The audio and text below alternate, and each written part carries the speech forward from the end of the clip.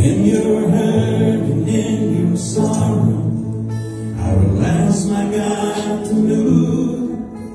I speak the name, 'cause all that I can do. In desperation I seek heaven, and pray this for you. I pray for your healing, that circumstances would change. I pray the fear inside would be in Jesus' name. I pray that a breakthrough would happen today. I pray miracle over your life in Jesus' name. In Jesus' name.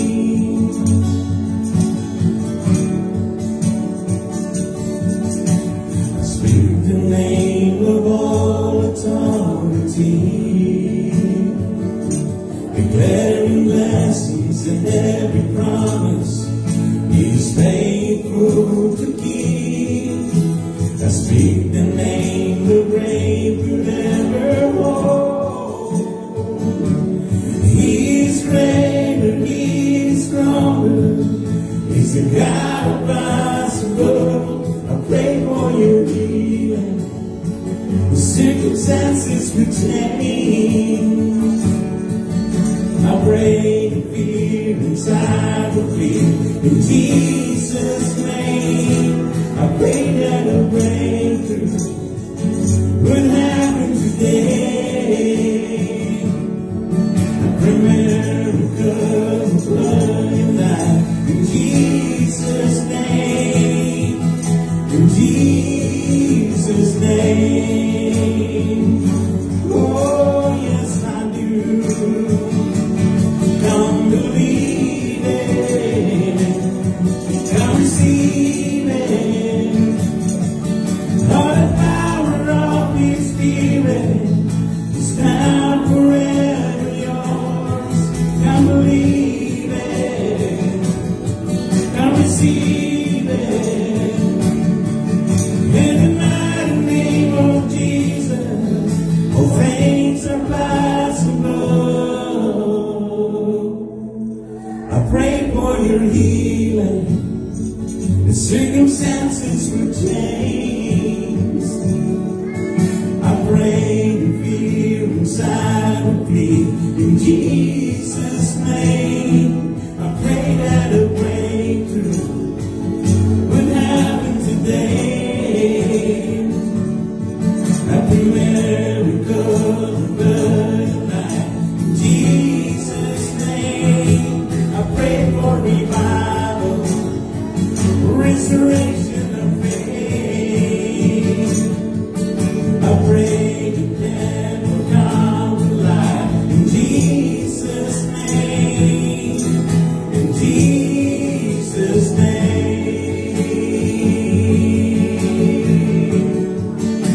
In Jesus' name.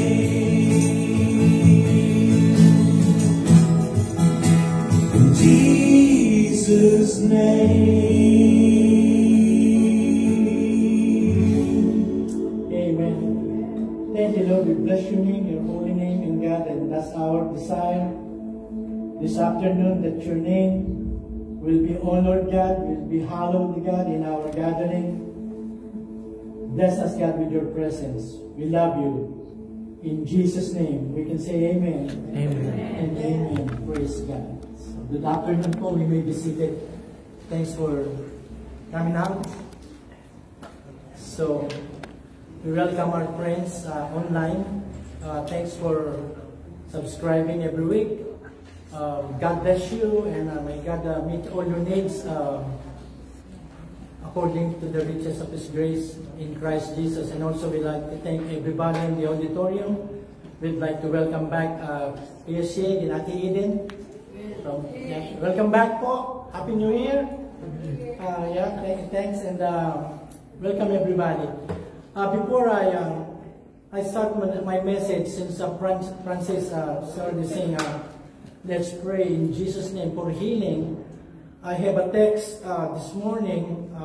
Ken, one of our friends, they went to Houston to visit their family there, and also they got another blessing in the family there. A grandchild was born about a couple of weeks ago, and then he texted me this morning. He said, "Pray for me. I'm in the hospital in Houston. I'm having shortness of breath." Yeah, okay, so let's be praying for Ken. And also Ate Tina, she's been in the hospital for about a week now, and I heard last night that she will be transferred to rehab tomorrow. But then Gemma, her daughter, texts me again a few minutes before we start, and she's asking prayer. So let's pray. Lord God, we lift to you, God, our friends, especially Ken, who is in Houston, God. He may be in the hospital at the moment, Lord. We pray for your touch upon him. Whatever is causing that shortness of breath, God, that difficulty of breathing, heal him, Lord, in the name of Jesus. Touch his heart, touch his immune system, God, touch his lungs, and make him well, and prepare them both, Ken and Yoli, as they travel back to Jacksonville tomorrow, God, from Houston. We lift to you, Ate Tina, God. We pray for your touch upon her, God. Make her well, God, and even the time that she will be at the rehab, Lord, make it work for her, God, that she will be able to gain strength and be able to move around the house and to do his daily activities, God. So we lift to you, and also the family, God, also having difficulty because of a loved one who is sick. And God, whoever, God, is sick among us here, or a loved one or a friend, we pray healing for them at the same time. And also, God, we take this time to pray for that raging fire in LA, God. 16 people have already been counted dead, Lord, and thousands have been evacuated, and thousands of homes have been ravaged by the fire, Lord. We lift them up, God. Intervene, God. We pray that you hold the wind and help all those firefighters who are battling the fire. Keep them safe, God. And we pray, God, that you intervene so that this fire there in LA, Lord, will stop and people can come back and help recover, God, and things that they have lost. We thank you, God. Bless our service this afternoon, even the study and the preaching of your word. We pray, God, that it will just be a blessing to our hearts and to our spirit, Lord. In Jesus' name, amen and amen. So, yeah, let's keep them in our thoughts.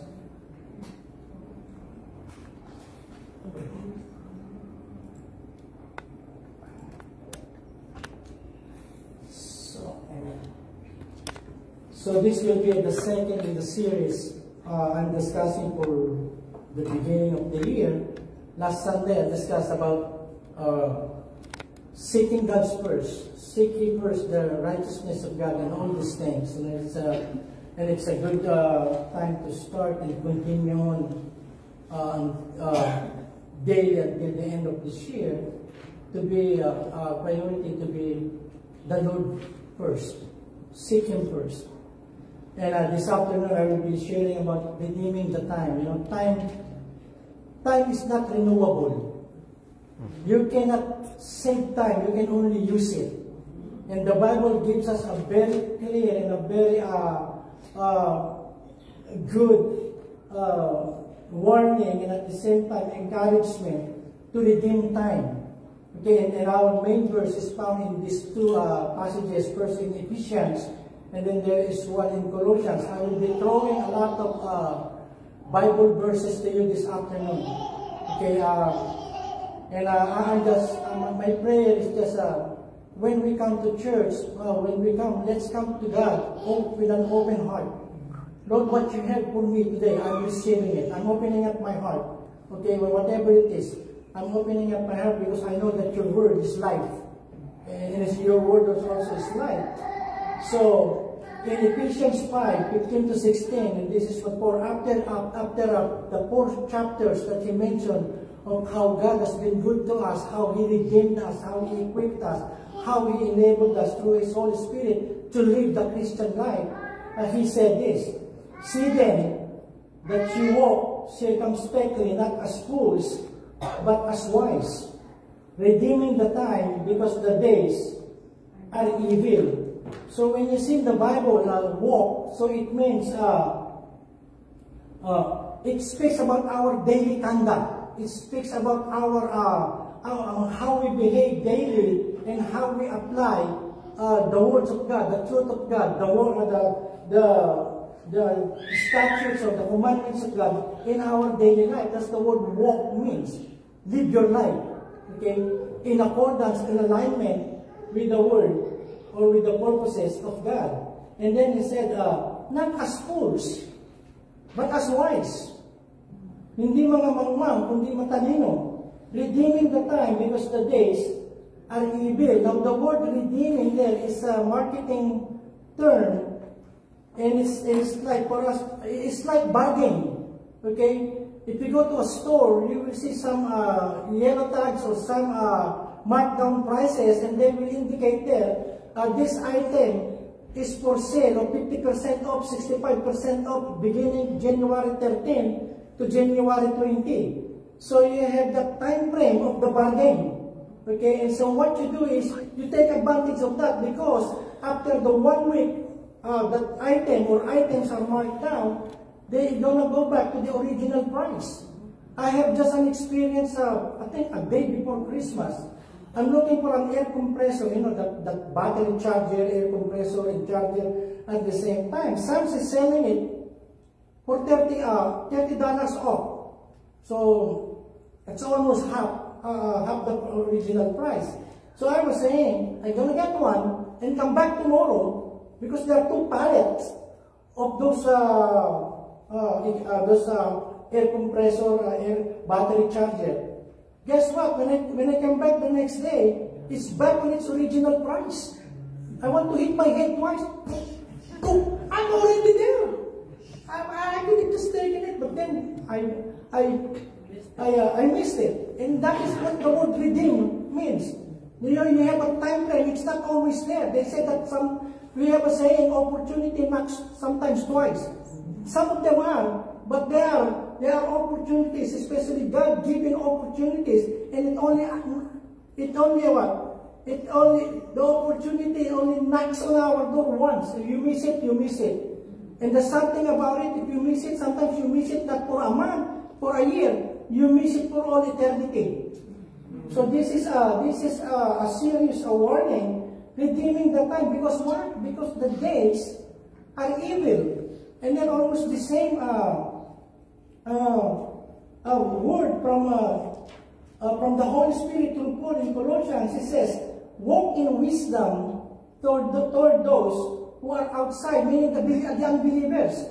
Live your life to be a blessing, to be a testimony that there is a God who changes life, that there is a God who is alive and well, and we are living according to His purposes and will. So, redeeming the time, making the best use of the time. So, I'll translate Ephesians in Tagalog. And this is how it goes in Tagalog. Okay, I just read the English. It says there, mag-ingat nga kayong lubos kung paano kayo lumalakad, namumuhay, huwag gaya ng mga mangmang, kundi gaya ng marurunong. Na inyong samantalahin ang panahon. There you go, that's the Tagalog of redeeming the time. Samantalahin ninyo. Sapagkat ang mga araw ay masasama. And then Colossus, maging matalino kayo sa pakikitungo sa hindi mananampalataya, at samantalahin niyo ang lahat ng pagkakataon na maibahagi ang pananampalataya ninyo. Okay? So going back there, see that you walk circumspectly. Now that is so, my tongue is twisting. Circumspectly means carefully. Okay? It's like crossing the street. Before you cross the street, if you are a smart person, you look first what? Left and right. You just make sure it is green for the pedestrian. Hello? Yes. Okay.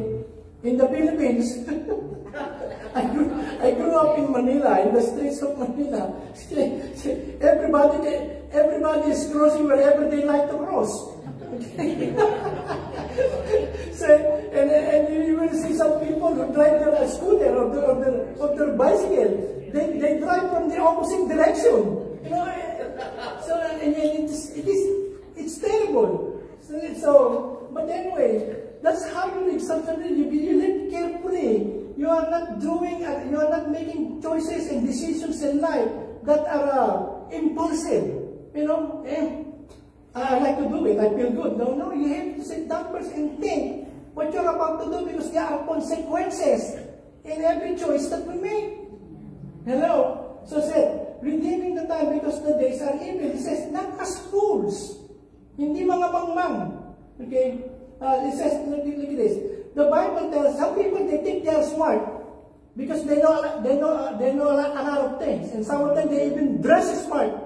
Okay, but you know that it is a reality. Even education, you can be a doctorate or masters in your after your name or before your name in your education. But education is a good thing. Hello, education is a good thing. It pays off. Okay. It pays off. But then education is not a guarantee that a person is wise. Yes. So there are a lot of people in Harvard and Columbia universities that are stupid, that are foolish. Hello? Yes. Magsumbong na kayo sa CNN at saka sa, I will not change my statement. Okay? Why did I say that? These are presidents of these prestigious universities, and yet they do not believe that Holocaust happened in history. You see?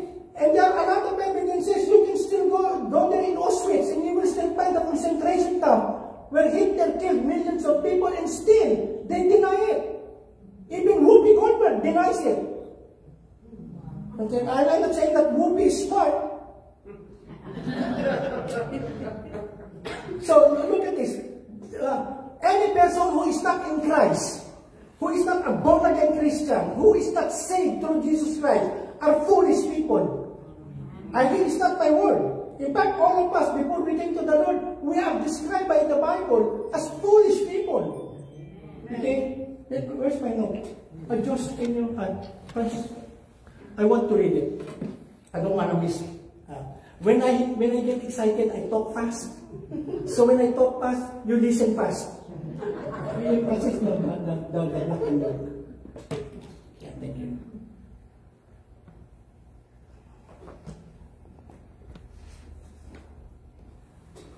Look at what it says in Proverbs 25:15. Proverbs, the whole book, is a book of wisdom. Look at what Solomon says there. Foolishness is bound in the heart of a child.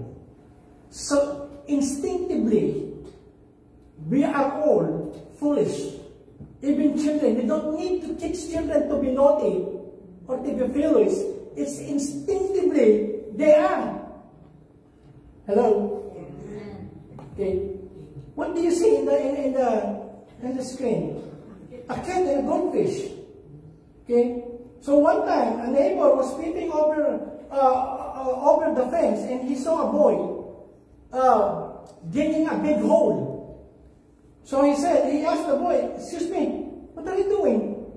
"I'm burying my goldfish," the little boy said. And then he said, "How come that the hole is so big?"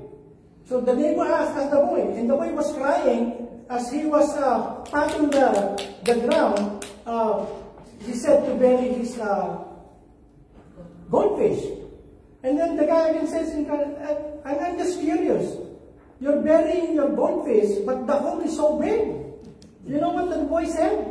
"Because your cat ate my fish." I will not repeat that. See, foolishness is bound in the heart of children. And then as we grow with that, look at another verse. Look at Psalms 14:1 says, "The fool says in his heart, there is no God." They are corrupt. Okay? They do evil things.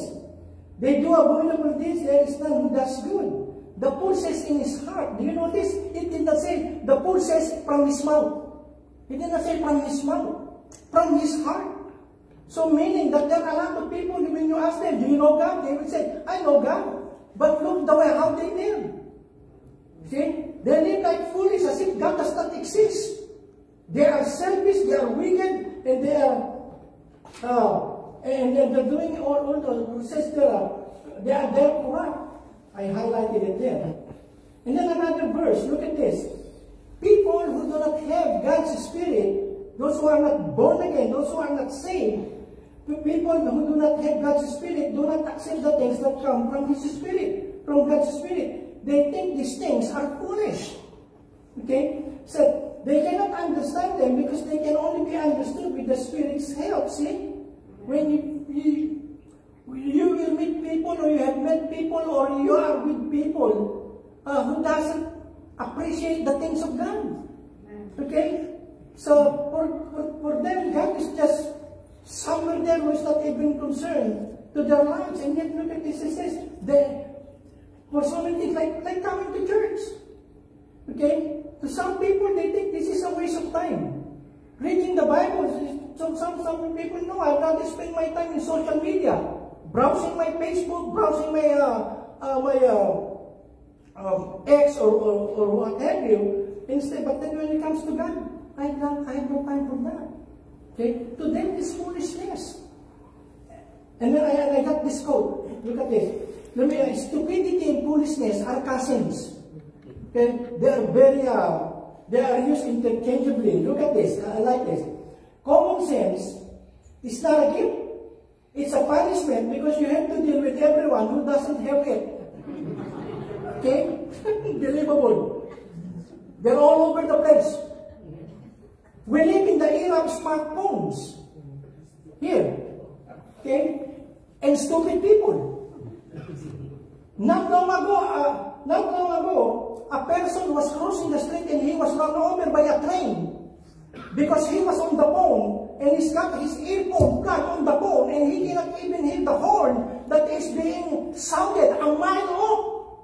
Can you imagine being run over by a train? Hello? See, we live in the era of smartphones. Pastor, you're using the S word. Yes, it's there. Stupid. Okay? It starts with S. The difference between genius and stupidity is that genius has limits. Look at it says in 2 Timothy chapter 3, verse 15. Look at that. Huh? Without God, having nothing to do with God, a person who is already foolish has become more foolish. Okay? But look at 2 Timothy chapter 3, verse 15. You have known, he's talking about Timothy. Paul is talking about Timothy. You have known the Holy Scriptures since you were a child. These Scriptures are able to make you wise, and that wisdom leads to salvation through faith in Jesus Christ. So, once you get saved, you get smart. You inherit that wisdom that is coming from God Himself. You see, that's what it says there. These Scriptures are able to make you wise. The Bible can make you wise. I think in Psalms 119 verse, I think that I can't remember the exact verse. The psalmist said, "I have more understanding than all my teachers, because I have kept your word. I have kept your word, and I have obeyed your commandments." And then I put it there. It is the saving act that brings wisdom. The only thing that can cause an individual to cease being a fool and become wise is salvation. Okay? And remember this. Wisdom, as the Bible describes it, it is not the wisdom that once you have it, you know all the answers to every problem of the world. That you can be a contestant in Jeopardy, and you can answer all the questions that are being asked. It's not talking about intellectual wisdom. It's talking about applying the truth to your life, and that's wisdom. If you know this is true, if you know this is the Word of God, and you're applying it in your life, that becomes, that information, that knowledge, once you apply it in your life, it becomes your wisdom. Okay, so it's not, has nothing to do with intellectual understanding. And this is magnificent. In fact, I just put it there because I want to quote it too. And look at what the title said, talking about the Christians. Once, look at that. Once we too were foolish and disobedient, We were misled and became slaves to many lusts and pleasures. Our lives were full of evil and envy, and we hated each other. Once we were foolish. And then continuing on, he says, but when the goodness and loving kindness of God our Savior appeared, He saved us. So we are no longer foolish. He saved us not because of works done by us in righteousness, but according to His own mercy by the washing of regeneration, that is the born-again experience, and renewal of the Holy Spirit. So you see, once you were, when you are an unbeliever, you are doing things that are, not even human, I can say, because you are not created for wicked things. Look at what it says in James chapter 3, verse 13. Are there any among you who are really wise in understanding? Meron ba dyan sa inyo talagang nakakaintindi at marunong? Then you should show your wisdom by what? By living right. Okay? You should do what is good with humility. And then, a wise person does not boast. Pag meron kayo nakita tao mong mayayabang, bobo yun. Hello? So if you see that people always boasting, have you met people who know it all? They know it all. Whatever topic that you discuss, they know it all. They know it all. They are the dumbest person in the world. So because it says there, a wise person does not boast. Ang ilog na maingay, mababaw. Ang ilog na malalim, tahimik. Ganun din sa tao. Karamihan ng mga madadaldal at maboboka, bobo. See? Ayaw nyo ng bobo. Bibi! Proverbs 9:10. Look at where wisdom starts. The fear of the Lord is the beginning of wisdom. Respecting God, allowing God to live in your life, obeying His word. That's it. The fear of the Lord is the beginning of wisdom. And the knowledge of who? The knowledge of the Holy is understanding. It says the fear of the Lord is just the beginning. And there is so much more. As you obey Him, as you love Him, as you meditate and obey His word, there is more wisdom in almost every area of your life. It's the beginning. Simula pa lang. Look at what did that James said. Who of you are lacking wisdom? Pray to God for wisdom. On how will I deal with this? Lord, I have somebody in my family who's really stubborn. Sometimes I want to kill that boy. That's bad. You don't kill people. Okay? But then we go through a lot of problems and then we seek God for wisdom. How will I deal with this and yet not sin at the same time? Wisdom begins with reverence for God. That's the fear. Okay, that's the fear, the reverence for God. Acknowledging His authority and living in awe of His holiness. Look at what Job said in 28:28. Behold, the fear of the Lord, that is wisdom, see?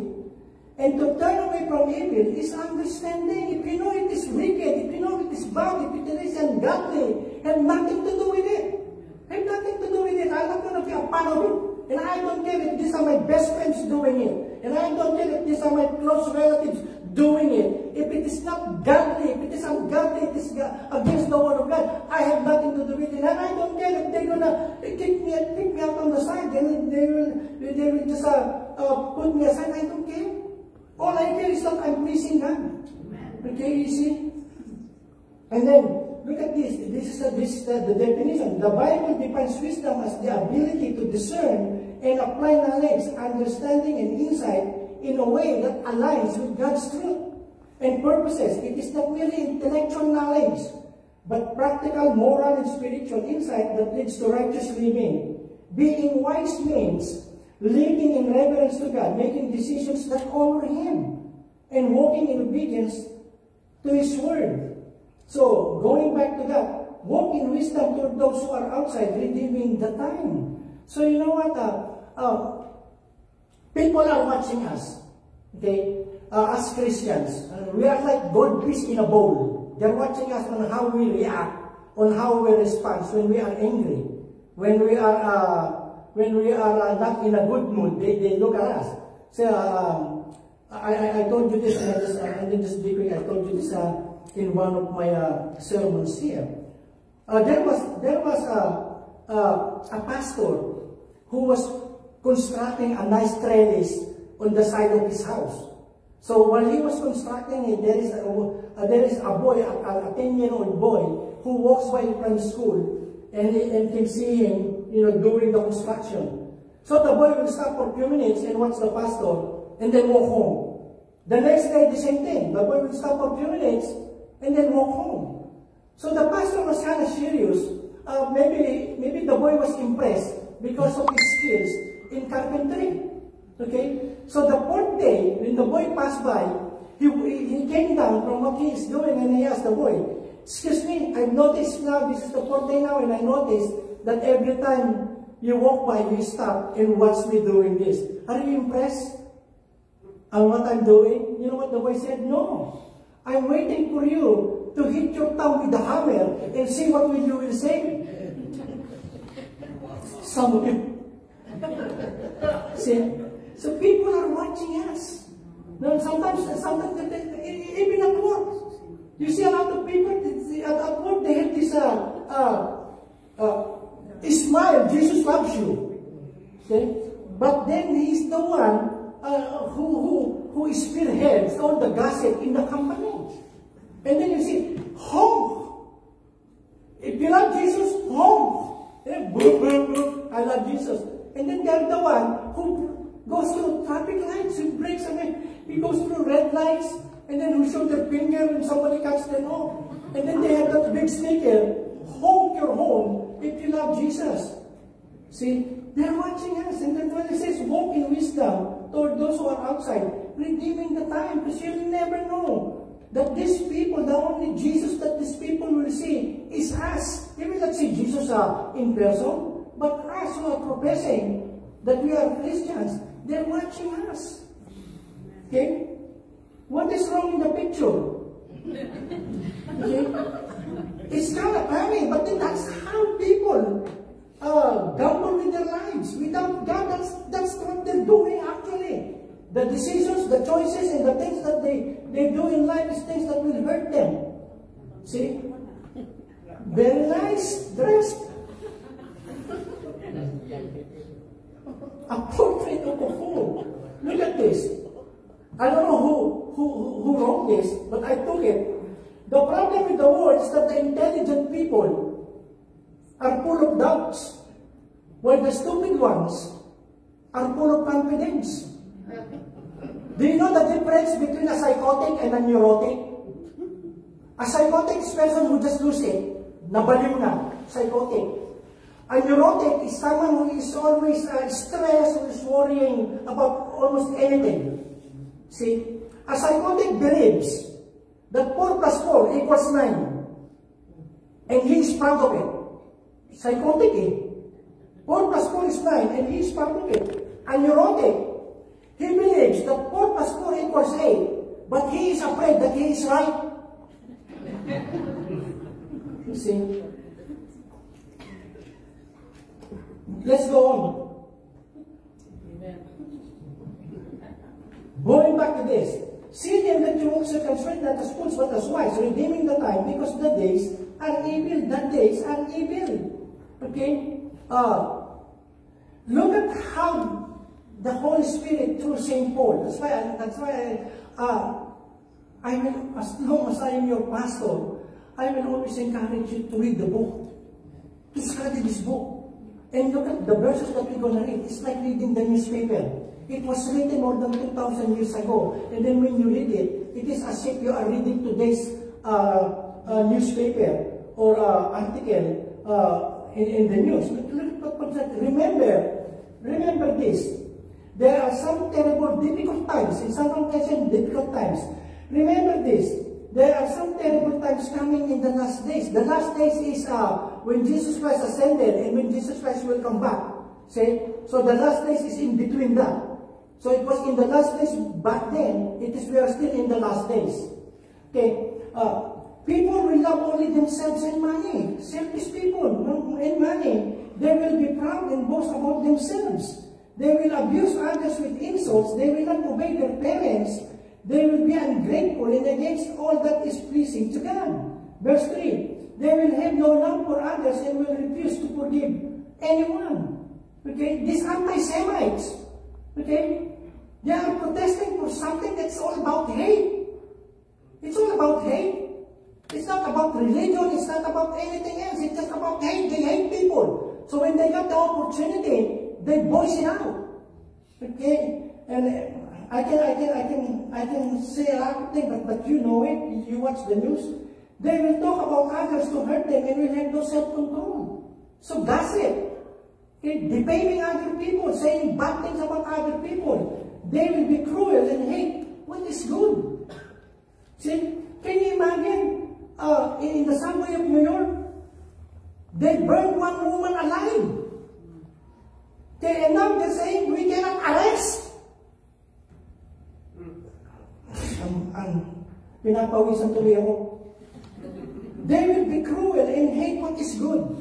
People will turn against their friends. They will do foolish things. Look at that. They will do foolish things without thinking. And will be so proud of themselves. Instead of loving God, they will love pleasure. Continue on. Continue on. They will go on pretending to be devoted to God. See, they pretend they're religious. They pretend that they know God. But they will refuse to let that devotion change the way they live.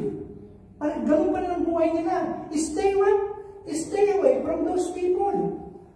In Daniel chapter 12 verse 10, many will be purified, cleansed, and refined by these trials, but the wicked will continue in their wickedness. Meaning, the bad people will continue to be evil, but the good people, it says there, only those who are wise will what? Will know what it means, will know what is coming. It's interesting, this is in the news. Some of you have seen this. It has become viral. Golden Globes Award. Host say, I think the name of the girl, let me see. They did this in Beverly Hills. The date was January 8. The host says, it's a lady, comedian, says no winners, thank God.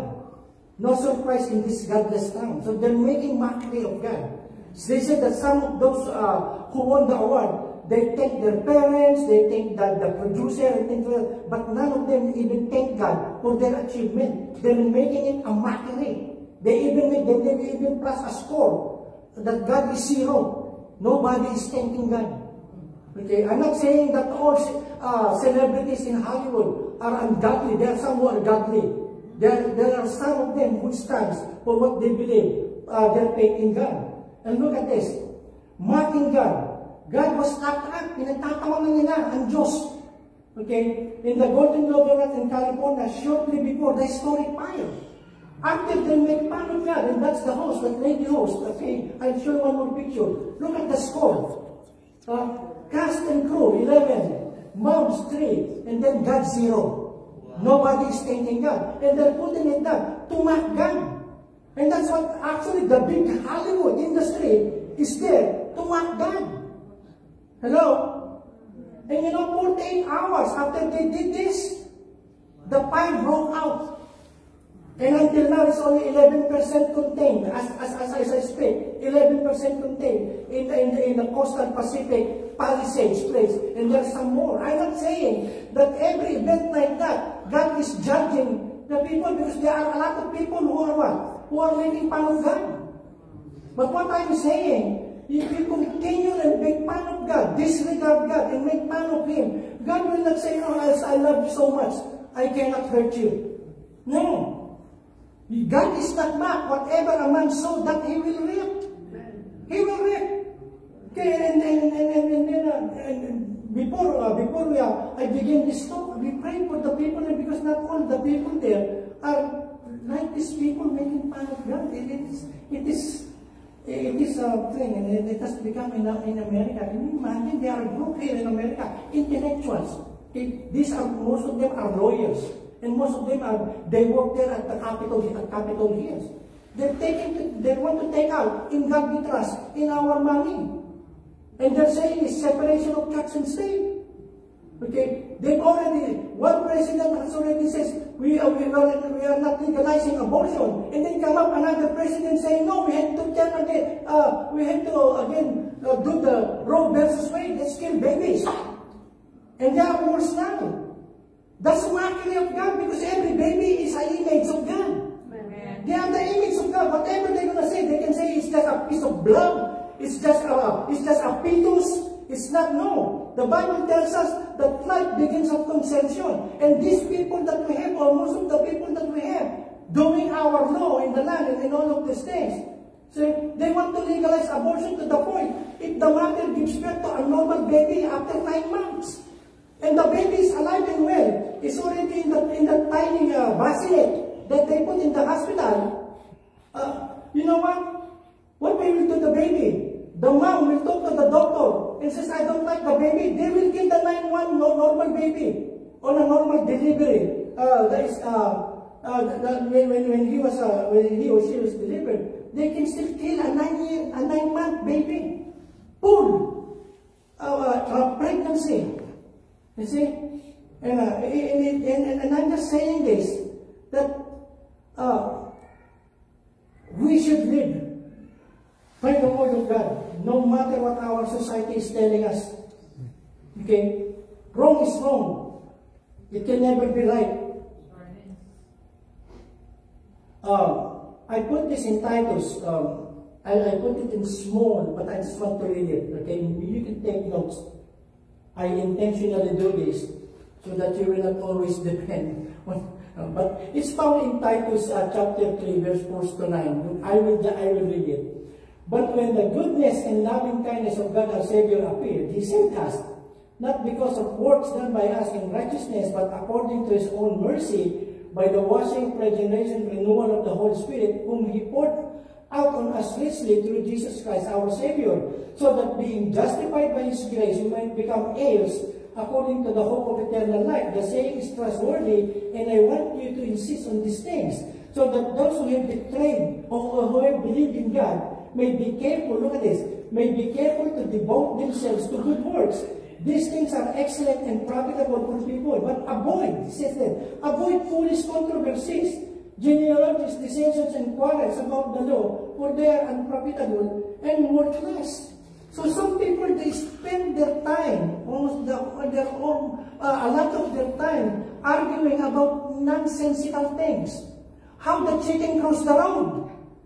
Who cares? I go to Popeyes, they're already dressed, ready to eat.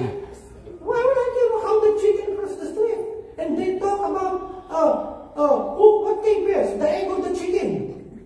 Well, in the Bible, that you can find that. It says stupid things. Well, then they can find, I am the way, the truth, and the life. Why can't you just believe that instead of believing the things that are not clearly spoken in the Bible? Hello? See? And so, the fools and the wise. Are you still there? I'm still here. Look at this. And this is the tragic thing. Sometimes Christians, I said earlier, and the Bible said so, we have become wise when we get saved. Jesus Christ is that. Is the wisdom. All the wisdom and knowledge of God are hidden in Jesus Christ. So if you have Jesus Christ, you are wise. You are wise because now you know what you should do and what you should not do. You know what you should improve in your life and those things that you just described. Okay, look at this. Christians play the fools, and it is so sad. And we can just find in the scriptures. You know how you can play the fool? By not believing. And when I say that, it's not to put you down. But when you go back and study the Gospels, all the 12 disciples, for more than 3 years that they've been with Jesus Christ, they heard all His teachings. They saw all His miracles.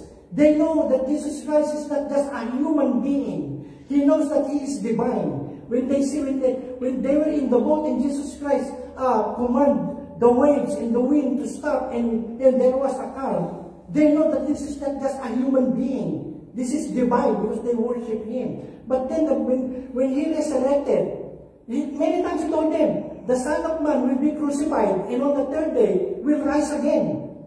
Many times He told them that. But when it actually happened, they still won't believe Him. See? And that's why, look at what Jesus Christ told them. These are the two disciples. 3 days after the resurrection, and they were walking towards Jerusalem in the road of Emmaus. Okay, I think they said that it's about 3 miles from that place to Jerusalem. So they were talking about what's happening. Okay, and then Jesus Christ suddenly appeared and walked with them and asked them, hey guys, what's the deal? What are you talking about? Are we talking about this Jesus of Nazareth who said that he will rise the third day, blah, blah, blah, and so many things that they're saying. So, verse 25, Jesus Christ interrupted them. Then Jesus said to the two men, look at what he said, very strong words.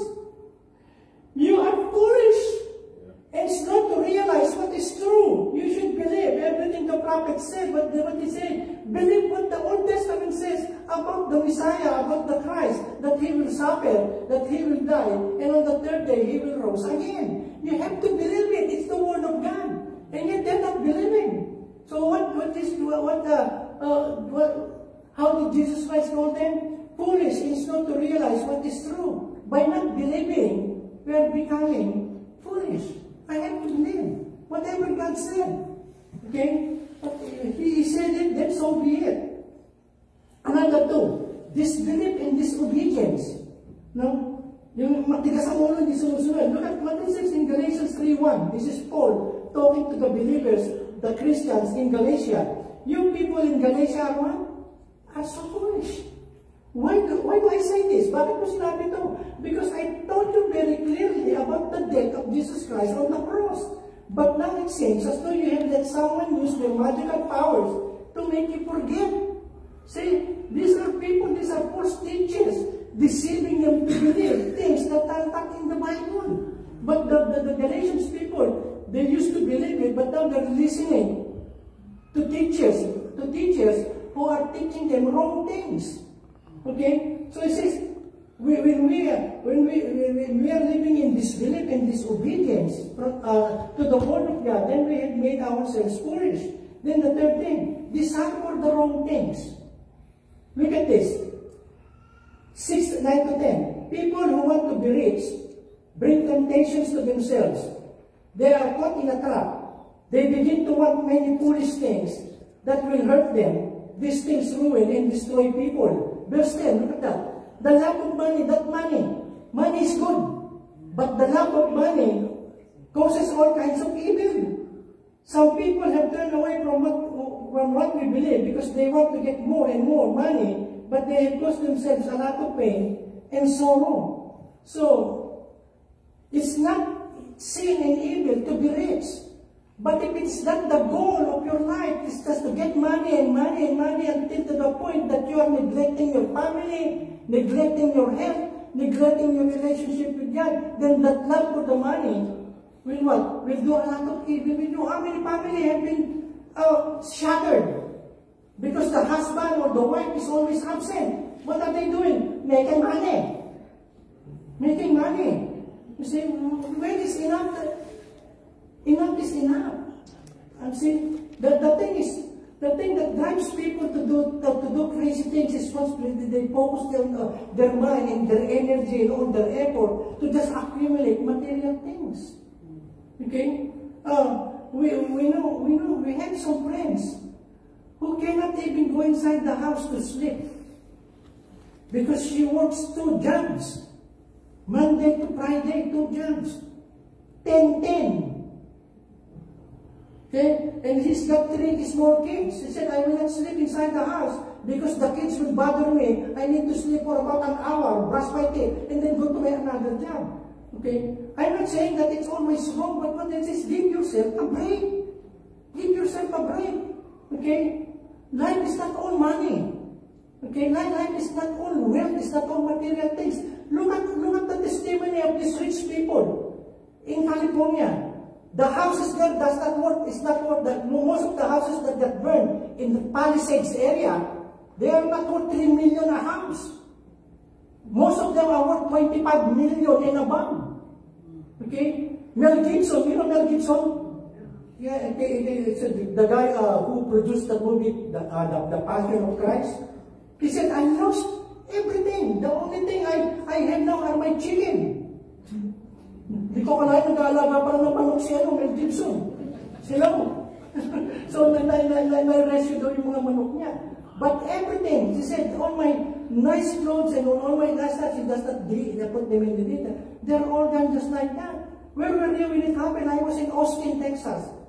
I was in Austin, Texas doing an interview with this Joe Rogan. And then when I came back to see my house, it's all gone. And then James Woods, the same thing. He said, in just few seconds, you can see the other houses around him. But in just few seconds, boom, they are what? They're turning to cinder, above. Okay? And I'm not making fun of it. I feel so bad about it. And then me and my wife were talking, after all, we're still good here in Florida because hurricane, okay, at least we are told where it's coming from and where it is going and how long it will stay. You see, I've been here in Jacksonville for what? 35 years. Okay, I've seen Andrew, Hurricane Andrew. I've seen a lot of this Storm Katrina. You see, but very minor damage. Okay, I'm not saying that we are so holy, we're so good here. But I'm saying fire is different. When it's rapid, can you imagine the wind from the Santa Ana wind is hurricane force wind, 80 to 100 miles an hour. And it's not bringing rain, it's bringing fire. Wherever direction it goes. You see, what the point I'm making is, Jesus Christ says, lay not up treasures here on earth, where it can be stolen, it can get rusted, and it can be destroyed. But lay your treasures in heaven, no one can destroy. Amen. No fire, no hurricane, no flood can destroy it. It will be yours forever, and you don't need to worry that somebody gonna steal it. You know, what you have in you as a Christian, no amount of money can pay that. Having Jesus Christ in your life, making your priority, redeem the time, all the time that is, or take the opportunity that you can love Him and serve Him and serve other people. So you see, the love of money causes all kinds of evil. Okay? And you can see that people are in the Philippines, and this is so sad, that's not only in the Philippines. They're selling their children to these pedophiles for money. Some people in the third world country, they're selling their kidney, they're selling their lungs to rich people for transplant. And some of them are even taking care. In China, they're making it a business. The Uyghurs, this is a group of minority in China. The Chinese government, they can just take any organs that they want and they sell it. That's how cruel people have become. Okay? And here in America, we want to be like them. So that's why the only thing that is what? The only thing that is keeping us sane and keeping us blessed in this country is because of us believers. Amen. Once we are taken away through the rapture, then all hell will break loose. Okay? It's already bad in itself. What's happening there? But can you imagine the entire globe? The Bible tells us this will melt with an intense heat. Okay, so let me just continue on. I'm about to finish. Look at James. Doing the wrong things will make us foolish. Are there any among you who are really wise in understanding? A question. Then you should show your wisdom by living right. Okay. You should do what is good with humility. A wise person does not boast. Continue. If you are selfish and have bitter jealousy in your hearts, you have no reason to boast. Your boasting is a lie that hides the truth. 15. That kind of wisdom does not come from God. That wisdom comes from the world. It is not spiritual. It is from the devil. Where there is jealousy and selfishness, okay, there will be confusion in every kind of evil. Verse 17. But the wisdom that comes from God is like this. First, it is pure. It is also peaceful, gentle, and easy to please. This wisdom is always ready to help people who have trouble and to do good for others. This wisdom is always fair and honest. See, who will refuse that kind of wisdom? And it comes from God, and we have that in Christ. Okay, we have that. And that's why we people, we are different from unbelievers. Okay, they can make fun of us, but we are not going to go to their level of making fun of them because they're making fun of us. It is not our rule, it's not the rule of our life, an eye for an eye, a tooth for a tooth. Jesus Christ told us, and this is very difficult. He says, pray not only for those people who love you, but pray for your enemies. He says, pray for your enemies. And that is, it takes the grace of God for us to be able to do that. If God is telling us to pray for our enemies, then the people in church, they are not your enemy. You don't have enemy here. We may have differences. Now, some people are talkative. Some people, they don't talk if you don't talk to them. Some people, they're talkative in such way. You have already 10 years back, and they're still approaching you. Say, wait, I'm not done yet. Okay, you get people now. Some people, they eat big. Some people, they won't even eat a little. You know? See?